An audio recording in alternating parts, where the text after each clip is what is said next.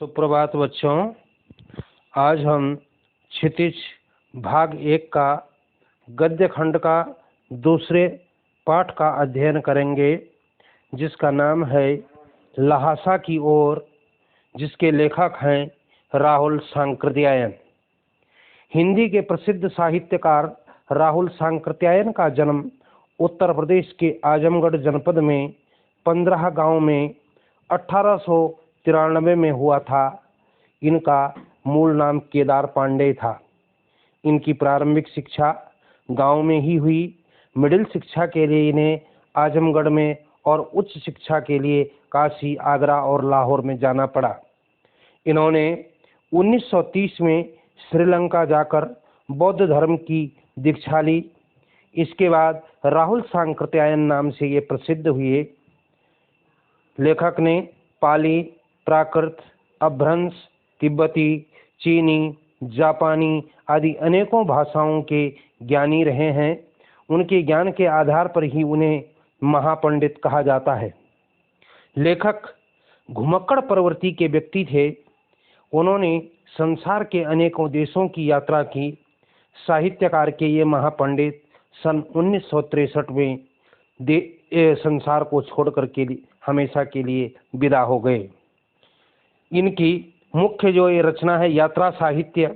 यात्रा साहित्य में राहुल जी ने मेरी जीवन यात्रा, राहुल यात्रावली, घुमक्कड़ शास्त्र, किन्नर के देश में, यात्रा के पन्ने, हिमालय परिचय और रूस में 25 मास आदि इनकी प्रमुख यात्रा वृत्त हैं। प्रस्तुत पाठ भी इन्हीं की एक तिब्बत यात्रा का सारांश है।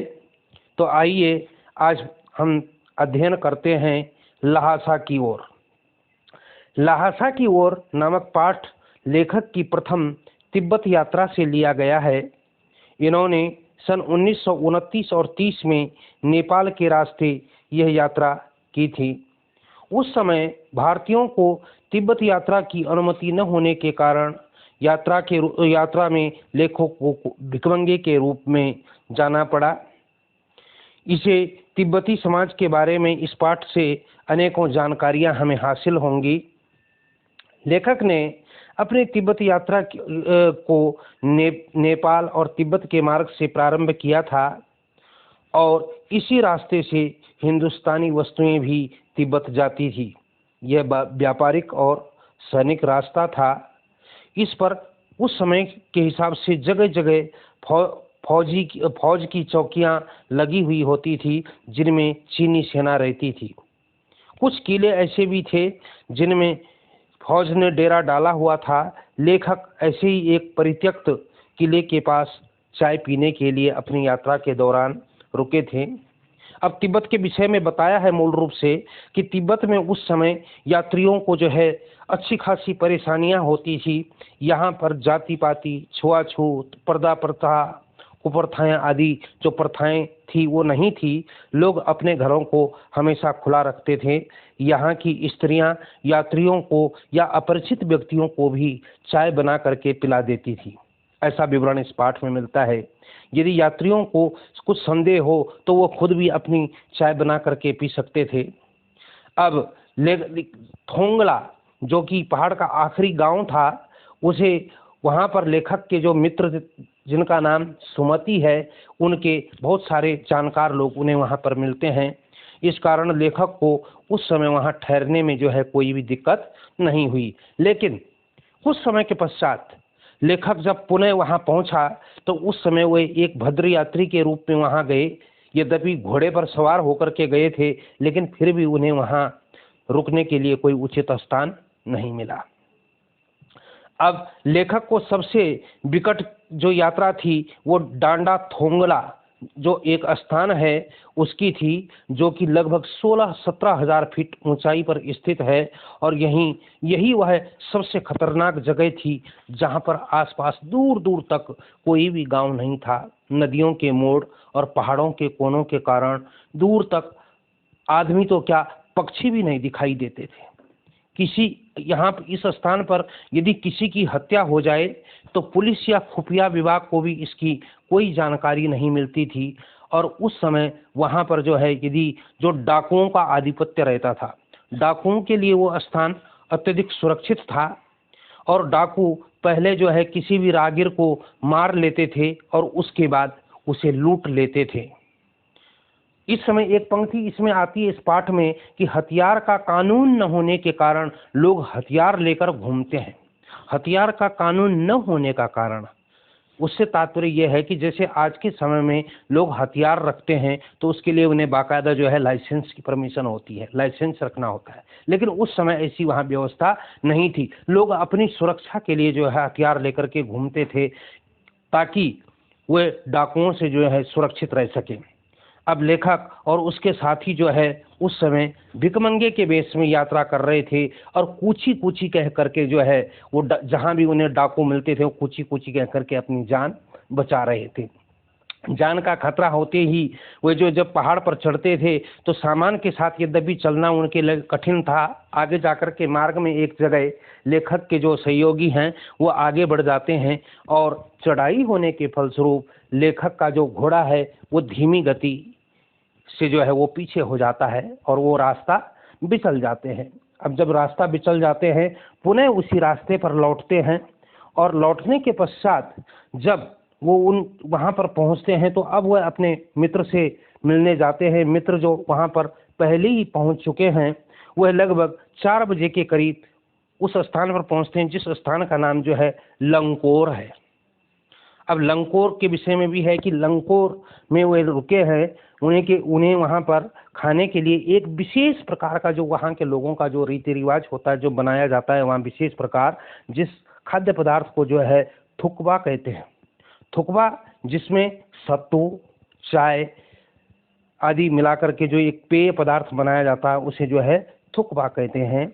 लेखक और उसके साथी अब आगे जाकर के अगले स्थानों में जाते हैं। आगे वो ऊंचाई के स्थानों पर जाते हैं जहां पर वो जगह जगह देखते हैं कि रंग बिरंगी झंडियां लगी हुई हैं। बौद्धिस्ट लोग जो है रंग बिरंगी झंडियां लगाते हैं। यदि किसी के यहाँ उत्सव हो, किसी के यहाँ किसी की मृत्यु हो गई हो, किसी ने किसी विशेष क्षेत्र में उपलब्धि प्राप्त की हो, किसी ने कोई विशेष कार्य किया हो तो उसके लिए विशेष प्रकार की रंग बिरंगी झंडियां इस बात का संकेत देती हैं कि बौद्ध लोग जो है विशेष करके किस कार्य के प्रयोजन से उन्होंने वो झंडियां लगाई हैं। उसके बाद लेखक अपनी तिंगरी के विशाल मैदानों में पहुंचते हैं और तिंगरी जो है चारों ओर से जहां पर पहाड़ थे यह मैदान एक टापू जैसा था। इस मैदान में यह जो तिंगरी जो स्थान है यह विशेषकर जो है बौद्धिस्ट लोगों की जो साधु संत लोग हैं उनका समाधि स्थल है। और सुमति जो लेखक के जो मित्र थे उनके यहाँ पर बहुत सारे यजमान थे, वे अपने यजमानों के यहाँ चले गए।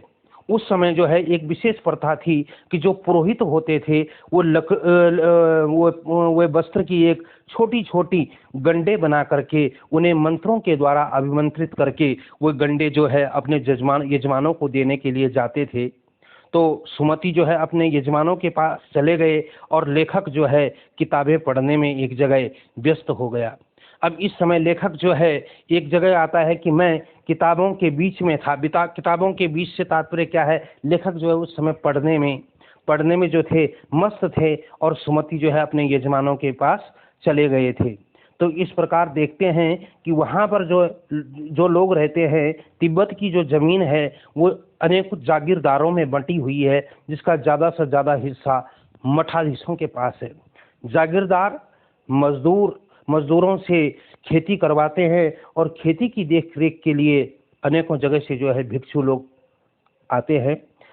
और उस समय वे लोग जो है राजा से कम नहीं होते थे।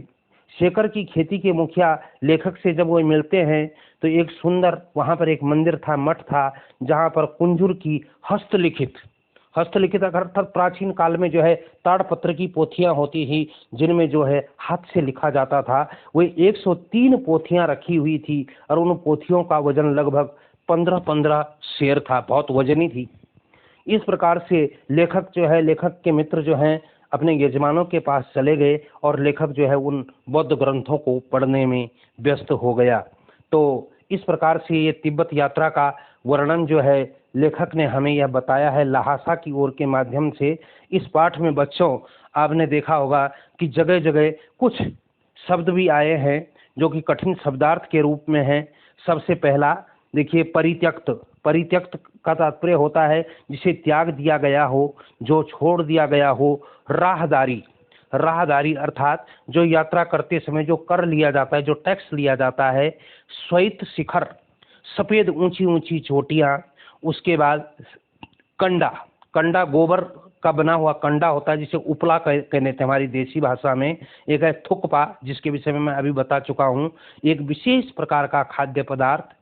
इसके अलावा चिरी, जो कपड़े की जो फाड़ी गई छोटी छोटी टुकड़ियाँ थी उन्हें चिरी कहा जाता है। भिक्षु, जो बौद्ध धर्म के अनुयायी जो साधु और सन्यासी होते हैं। और हस्तलिखित, जो हाथ से लिखा हुआ है। और एक है गंडा। गंडा से तात्पर्य यह है कि जो सुमति अपने यजमानों को देने के लिए गए थे, जो मंत्र से अभिमंत्रित करके बनाया गया गांठ वाला जो कपड़ा होता है उसे गंडा कहते हैं। आगे भी देखेंगे कि 3 मुख्य स्थानों की यात्रा यहाँ पर लेखक ने की है। सबसे पहले थोंगला।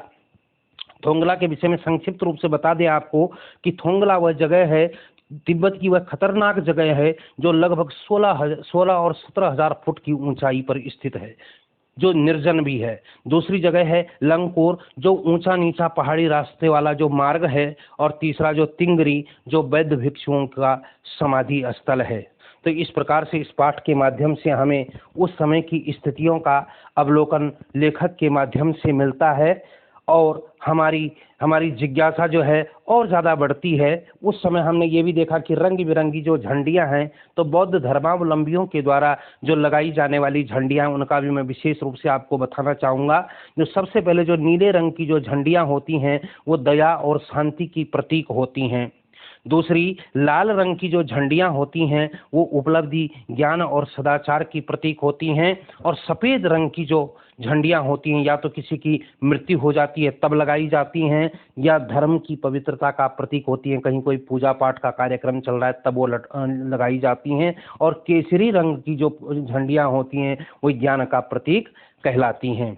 तो मैं उम्मीद करता हूँ कि इस पाठ का भावार्थ आपकी समझ में भली भांति आया होगा। आपने इसे सुना होगा, समझा होगा। आप इसे देखें, सुने, लाइक करें, कमेंट करें, सब्सक्राइब करें। धन्यवाद।